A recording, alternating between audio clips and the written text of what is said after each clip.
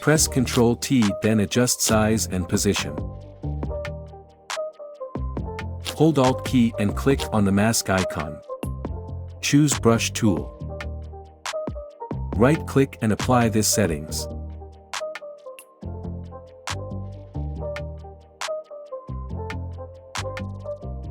Make sure foreground color is white. Follow the process.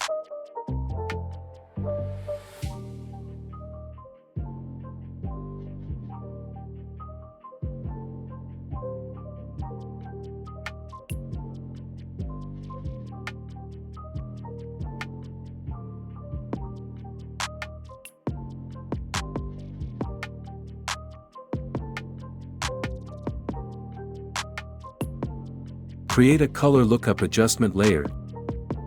Choose Drop Blue.